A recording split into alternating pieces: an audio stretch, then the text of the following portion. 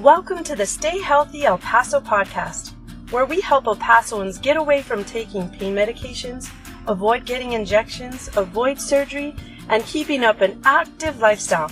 This podcast is presented to you by Dr. David Midoff, expert physical therapist and owner of El Paso Manual Physical Therapy. It is our goal and intentions to provide you with valuable tips and insights from experts in the El Paso area so you too can stay healthy, fit, and energized. Now here's your host, Dr. David. Hey, welcome to the Stay Healthy El Paso podcast. I'm your host, Dr. David Midoff, specialist physical therapist over at El Paso Manual Physical Therapy. I'm going to be talking to you today all about pinched nerves in the neck and shoulder. We get clients asking us about this all the time. Sometimes they come in for treatment specifically for a pinched nerve problem. It's just gotten way out of hand and they don't know what else to do. And other times it just is kind of a pester that bothers people from time to time. It's not really something that they're looking for treatment for. They're actually in here for a foot problem or knee or back problem, but they still ask, hey, I've got this issue, this pinched nerve thing that bothers me from time to time. So I wanted to answer the questions of what is it, why does it happen, and what does it feel like? And then we'll go into some other tangents likely, like probably what does it need surgery and how to relieve it. And so stay tuned and you're going to hear all the details about pinched nerves in the neck and shoulder. So what is a pinched nerve? Let me talk to you about the anatomy just a bit here. The spine is made of a ton of bones. It starts in your tailbone and goes all the way up to the base of the skull. The top 7 bones right below the skull are the cervical spine. On the sides of those bones, between them actually, there's little holes where the nerves come out that go all the way down into your arm. And those holes are called transverse foramen, but where all those nerves come out, they all kind of bundle together after they come out of the spine, and then they separate again and bundle together. They go through this area called the brachial plexus, which is right behind your collarbone on either side. And then once it passes that area, it goes, the nerves split up in a bunch of different directions and they go down your arm. And some make it all the way down to your fingertips. Now, the reason for those nerves is, of course, to provide the connection to the muscles so that you can use your arm and hand and everything. They also provide sensation to the skin. And they do a bunch of other things too that aren't normally talked about. They control the blood vessels in your body. They control all kinds of other things that just aren't normally talked about and people don't really need to know in depth about unless that's your specialty or you got a problem with that. But anyways, when we talk about pinching a nerve, along the pathway all the way from the neck to the fingertips, there's several opportunities for the nerve to get compressed or pinched. And if that happens, then it impedes the function of the nerve. It may not shut it off completely. It may not, sever the nerve or it won't cut it off. It'll just usually put some pressure on it. And the way that it feels to most people is a low level of discomfort or pain, an achiness. Sometimes it's a burning sensation. And then if they move in a specific way that they may not always know, it really bites them. It's a 10 out of 10 pain. It just jolts the individual and they have to stop what they're doing for a moment. And then it usually starts to wear off over the course of a few seconds, maybe a few minutes at most. That's kind of the typical presentation for a pinched nerve.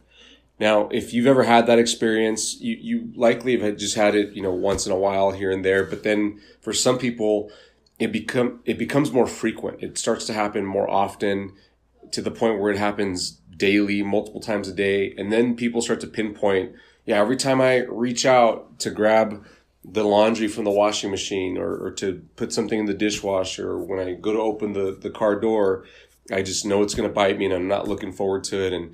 Or if I'm in bed and I pull up the covers, it just bites me when it's a heavy blanket.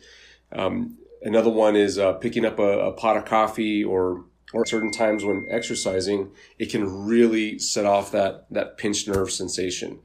So that's typically what it feels like. And when it's really bad, when it's happening very frequently, it can be debilitating. I mean, it won't let you sleep at night. Just little simple movements start to become painful. They start to set off the pinched nerve. And then that low level of discomfort becomes a medium level of discomfort, and then eventually a high level of constant discomfort, because that poor nerve is just getting irritated and more irritated over time, and it doesn't get a chance to calm down and normalize. So why does it happen? Let's talk about that. How do the passageways for the nerve become compressed? Because usually there's no injury involved in most people. They just start to have this. There wasn't an accident. There wasn't a car accident. They didn't fall or get hit somehow. It just started to gradually happen. Well, some of the most common places to pinch a nerve is right where the nerve comes out of the spine, right between the bones where that hole is, the transverse foramen. If you've got arthritis issues in your neck, you've had a history of neck problems, because that hole is made up of the top half is one bone and the bottom half is another bone. If the disc between the two spine bones begins to shorten or lose its height, then that hole can also shrink. Another thing is if your posture is chronically not great, over time that can also cause that hole to be smaller. They call that foraminal stenosis. Stenosis is when any hole becomes smaller in the body. Like you hear about spinal stenosis, that's what that would be, spinal foraminal stenosis. So that's one way to pinch a nerve. Another one that's less talked about, but I see here all the time is if your upper body's pretty weak, especially around your neck and shoulders, your collarbones can sink down. And because those nerves eventually bundle together and pass behind the collarbone, they can put some compression on the nerves.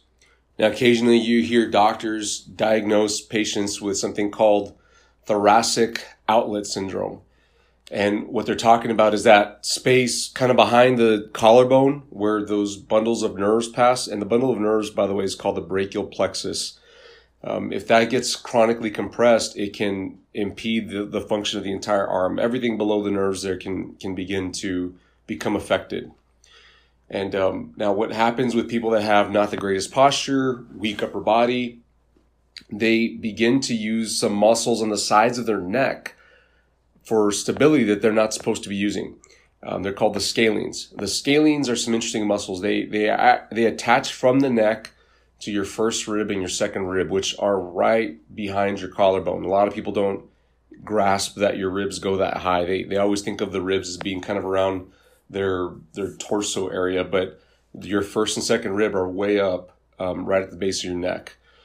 So because these scalene muscles can become overused at times, when they shorten, they can actually yank the ribs up, the first and second rib upwards. And those nerves that I was telling you at the brachial plexus, they come right over the first and second ribs. So if those ribs are getting pulled up and then your collarbone's sunken down, it creates a sandwiching effect on your poor brachial plexus, on those nerves that go down the arm. So that's another place that people often get a pinched nerve sensation. Now, to just make it worse, those scalene muscles that I was telling you about, you have three pairs in your body. So you have an anterior scalene, middle scalene, and posterior scalene. Between the anterior and middle scalene, the front and the middle one, is where the brachial plexus passes out from the spine and begins to go under your collarbone. So if you're chronically overusing your scalenes, just like any other muscle, if you use it and use it and use it, it gets bigger. Those scalenes can get really hard and begin to compress on the nerves as well. So you'll get a triple effect on those poor nerves in the brachial plexus area. You can get the collarbone sunken down, the ribs yanked up, and then compression from the scalenes. So when we see that, it's a monster to fix, and it's not an easy task, but it can be fixed. So what it feels like typically is people just get this jolt of pain when they turn a certain way. They can't get comfortable at night. They always have this low level of discomfort that runs to their neck and shoulders. They may also get knots in the area, especially around the neck and kind of the upper trap, kind of on the back of the shoulder up high. They'll get lumps. When those ribs pop up, they can feel really hard. They can feel like really hard lumps that kind of need to be rubbed out, but they never really go away. It's because it's bone usually. It doesn't go away. It just needs to be shifted down. And those muscles, the scalenes need to be calmed down so that they aren't perpetually yanking the ribs up. So it's a process for sure. Another common place, this will be the last one I'm going to go into because I can just go on and on, is in the shoulder itself at the ball and socket joint. So those nerves at the brachial plexus, once they pass about the shoulder joint, they start to turn into a bunch of different other nerves. They label them differently anyway because they go to different parts of the arm and connect to different muscles. The big ones are the radial nerve, the ulnar nerve, the median nerve, and the musculocutaneous nerve. That's the one that goes to the bicep. All these nerves can get pinched around the ball and socket joint if your ball and socket joint is having problems moving, or if you've got issues with it. Issues like a rotator cuff tear, a biceps tear, subacromial impingement or shoulder impingement is the more common term for it. Those issues usually mean that the ball and socket joint is not moving normally. And because it's not moving normally, it doesn't allow for normal movement of the nerves, which can begin to pinch them. So what I often find that clients are not really aware of, and I guess because I'm in this is what I've studied and trained in and live, sleep and breathe, all this physical therapy stuff. But nerves move. If you think about it, your nerves, like I said, go from your neck into your shoulder all the way to your hand. And every time you move your arm around or your leg around, the nerves within that body part are moving along with it. And it's healthy for your nerves to move. It's necessary. It actually is vital to the health of the nerve that you get into movement. So it's another reason why exercise is so important. But anyways, if that ball and socket joint is not moving normally, or you're babying the shoulder because it's injured, it can begin to also pinch your nerves. And that can feed into that pinched nerve sensation.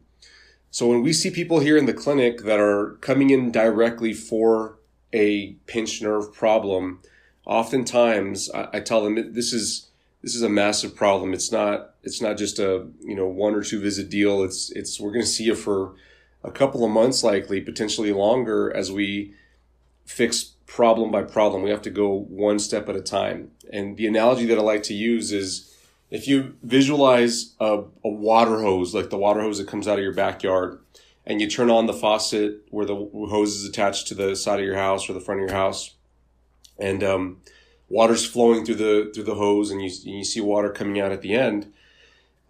Visualize somebody going to go step on the hose a bit.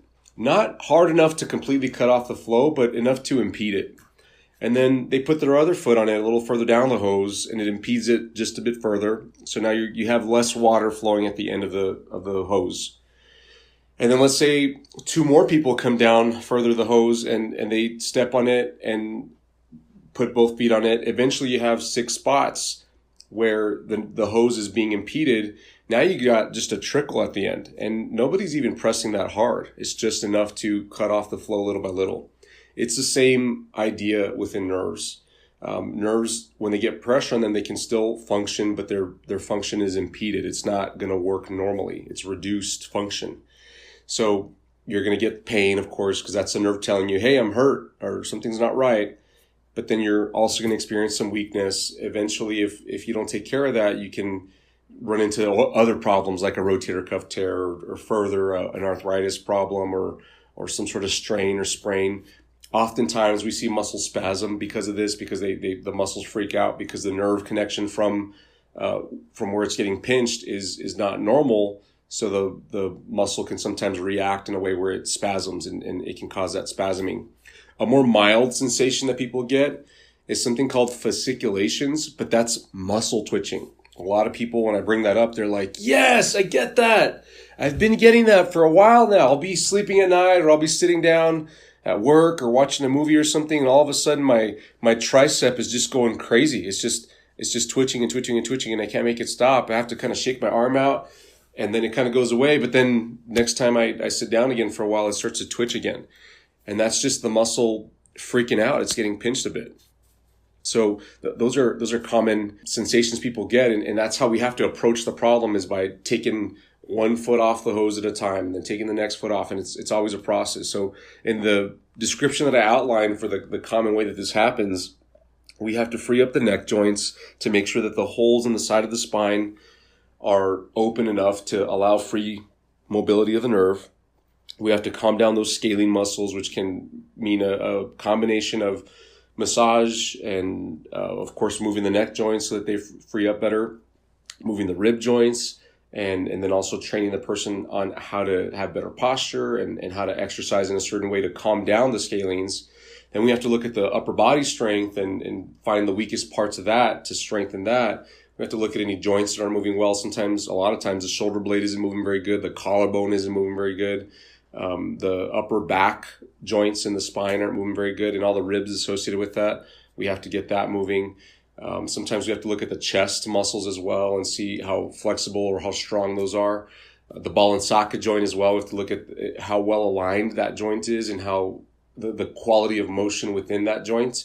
And then all the muscles that control it. Of course, the rotator cuff muscles are the big one, but there's a bunch of other muscles that contribute to its mobility that we have to look at. So it's a big, long process. And that's not even a direct treatment for the nerves. This is all indirect, but there's even times where we have to do specific techniques to the nerves to get them to begin to operate more normally. So that's a whole other ball game. But the good news with all this is that rarely does anybody need surgery. Usually when people get surgery for this type of problem, they're getting a surgery in their neck where I say this in air quotes, they clean it up, they clean up the neck. And, where I said that there's holes in the side of the neck and you can get stenosis where the hole narrows a bit, they can go in there and widen the hole surgically.